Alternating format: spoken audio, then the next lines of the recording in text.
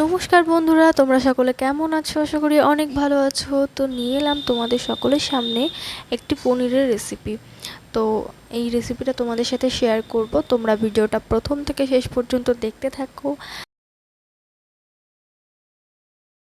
তো প্রথমে আমাদের এখানে লাগবে 150 গ্রাম মতো টক দই।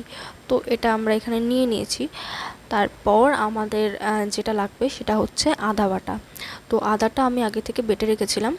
তারপর আমাদের এখানে লাগবে কাজু, কিশমিশ আর পরিমাণ মতো একটু পোস্ত। তো এটাকে সুন্দরভাবে পেস্ট করে নিতে হবে।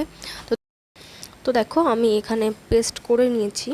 এই পেস্ট আমাদের লাগবে। আর এখানে একটু লঙ্কা পেস্ট করতে হবে, তো সেটা আমি দেখাতে ভুলে গেছি। তো তারপরে কড়াইয়ে সাদা তেল গরম করে নিলাম।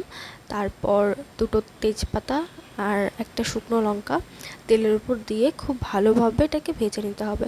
তারপর এখানে দিতে হবে দারচিনি, তারপর এলাচ আর কিছু লবঙ্গ, গোলমরিচ, এই সব কিছুই দিতে হবে। দেওয়ার পরে এটাকে একটু ভালো করে ভেজে নিতে হবে।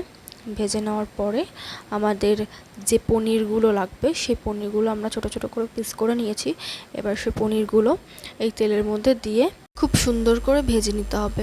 এখানে বেশি ভাজারও প্রয়োজন নেই, মোটামুটি একটু ভেজে নিলেই হবে। তো দেখো এখানে ভাজা হয়ে গেছে, এবার আমরা এগুলো তুলে নেব।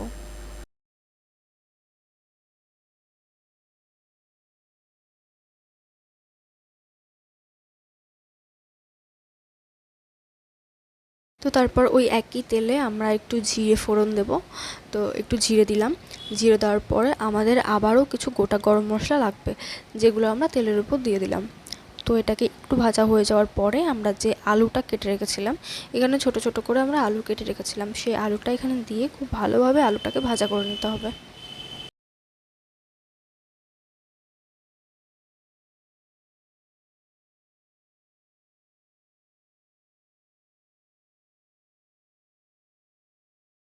তো আলুটা ভাজার সময় আমরা এখানে একটু লবণ দিয়ে দিয়েছি।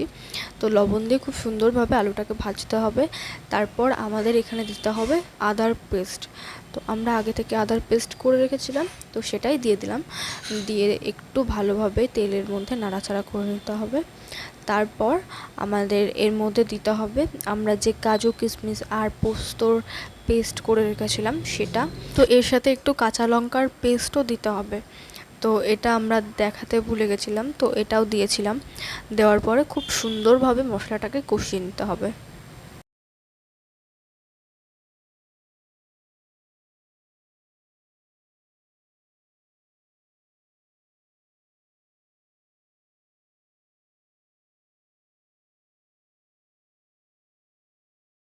তো তারপর এখানে আমরা যে টক দইটা রেখেছিলাম সেই টক দইটা দিয়ে দিলাম।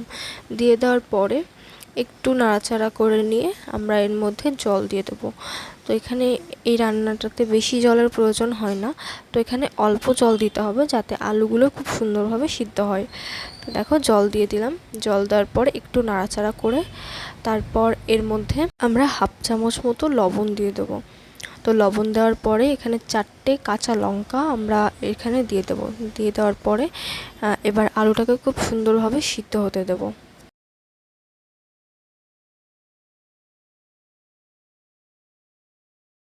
তো দেখো আলুটা সিদ্ধ হয়ে যাওয়ার পরে আমরা যে পনিরটা ভেজে রেখেছিলাম সেই পনিরটা এবার এর মধ্যে দিয়ে দেবো। দিয়ে দেওয়ার পরে খুব সুন্দরভাবে নাড়াচাড়া করে নেবো।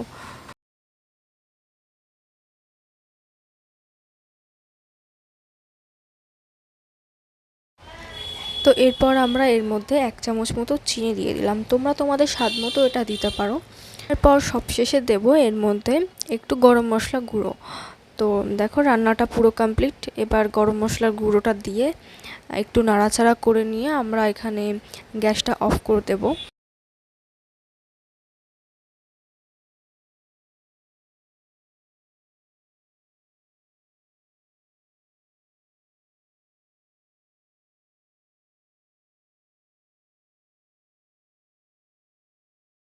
তো সবশেষে এখানে দেবো আমরা ঘি।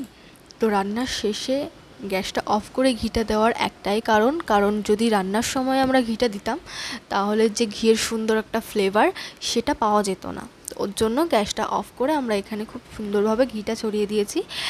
তো দেখো এখানে আমাদের পনির পুরো কমপ্লিট। তোমরাও বাড়িতে ট্রাই করতে পারো এই রেসিপিটা, আশা করি তোমাদের অনেক ভালো লাগবে। তো রান্নাটা সত্যি খুব সুন্দর হয়েছিল, তোমরা একবার ট্রাই করে দেখো আর আমাদের জানিও তোমাদের কেমন লেগেছে। ভিডিওটা যদি ভালো লাগে তো একটা লাইক করে দিও, আমাদের চ্যানেলটাকে সাবস্ক্রাইব করে দিও।